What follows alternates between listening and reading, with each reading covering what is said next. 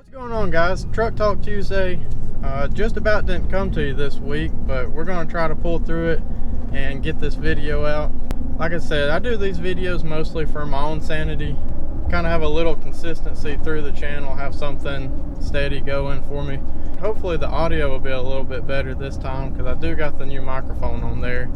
And if it's not better, then who knows.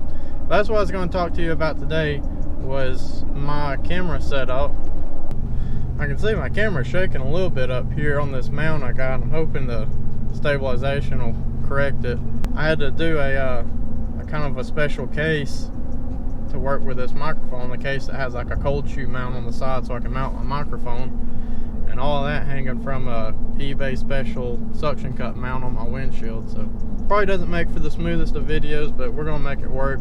That pretty much brings me into the video today. I just kind of want to talk briefly about my camera setup. So my A camera is this GoPro Hero 6 that I'm filming on. It's not the 7 with a really good stabilization, but the 6 still has built-in stabilization, and it works pretty decent. At least I'm hoping so by the amount of movement that the camera has. It's a Hero 6. I've got it in a Ulanzi Amazon special vlogging case. This is the version 3 that has the mic adapter holder built in, because if you don't know, on a GoPro you have to have this stupid microphone adapter, and it's big and bulky. Luckily this case actually has a really good holder for it, and it really cleans it up. So GoPro Hero 6, I shoot everything pretty much in auto. I don't know enough about the settings to really do anything worthwhile. I just pretty much put it in 1080p, 24 frames a second, and I always shoot in the linear field of view just because it doesn't distort the frame as much. You know, I like this GoPro because I wanted something that was easily mountable, for lack of a better term. We have a Razor, so I kind of wanted to be able to do some action shots with it. And also the time-lapse feature on this camera is pretty idiot-proof. I think the 6 is the first version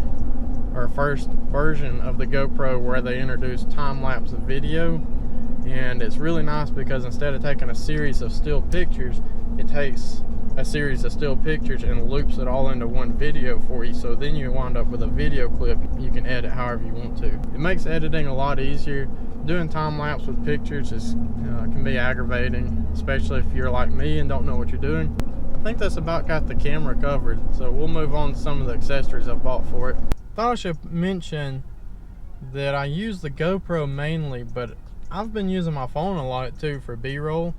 If you've seen in any of my videos where I do that kind of out of focus thing and then it like focuses in. But yeah, this guy's actually been a really great B cam, just to shoot, you know, some random shots, give me an extra angle without having to, you know, move the GoPro all over the place. But yeah, just thought I would throw that in there, and we'll jump back to real time now. So if you buy a GoPro, you pretty much have to buy some accessories. It's hard to use the camera in its raw form or in the way that it comes out of the box. Probably the most common accessory thing that you're gonna buy is one of these like 1 million piece kits off of Amazon. I think the one I got is like a 52 piece kit. It comes with this really shaky suction cup mount I'm featuring today, and you know, a chintzy little selfie stick, a handful of mounts, different kinds.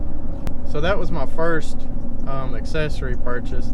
And then once I started filming videos, I realized quickly how terrible the audio on a GoPro is, and that's when I bought the microphone adapter, and the case to support it, the microphone. Other than those, and I've got a hand-me-down tripod. It is a Manfrotto. It's a really old style Manfrotto tripod, and it's been super useful. So moving on, the microphone is a Movo microphone. It's the Rode Video Micro knockoff, and hopefully the audio on this video will tell, but hopefully it's better than the GoPro audio.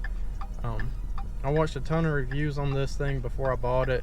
The reviews said that this is just as good or better than the Video Micro. And quality wise, fit, form, and function, it seems pretty good. you know, like I said, I haven't edited an actual video with it yet, so we're gonna see. So that pretty much covers the camera rig that I got mounted in front of me right now. To go along with that, I've just got a backpack I've been working out of. I think I've went over some of the stuff in my bag, but just to run through it real quick in case I haven't, I've got these extra batteries, which are okay. They die twice as fast as a GoPro battery, so if you're thinking of going that route with the Chinese eBay batteries, they do die a lot faster than the GoPro batteries. GoPro batteries are only like $20 though, so take that for what you will. The only thing with the GoPro batteries, if you don't buy the extra charger, you have to put each individual battery into the camera to charge it. At least with this, you can charge 3 batteries at the same time. So I've got a 2 terabyte hard drive. I've got a handful of flash drives. I got a couple SD card adapters so I can take the card out of my phone or the GoPro and put it in the computer. I've got the USB-C cord for the GoPro. I've also got a set of these. Kind of really helped me focus on my editing. I can really block out a lot of the extra noise. And also the microphone on that, it's not terrible. In case I need to record any voiceovers while I'm sitting there at the computer editing. That's about all I got today. Just wanted to go over quickly my camera equipment that I'm using right now. Hopefully half of this footage come out good. My camera is shaking like enough that I think the video is going to be bad. And if it is bad, then it don't really matter what I say right here because you're never going to see it. Thanks for watching. If you like the video, give it a thumbs up. Drop a comment below if you've got any suggestions for me. And as always, consider hitting that subscribe button and also click the notification bell to be notified when I post new videos. And that's going to wrap up Truck Talk Tuesday. I hope you have a good week this week, and I'll see you on the next.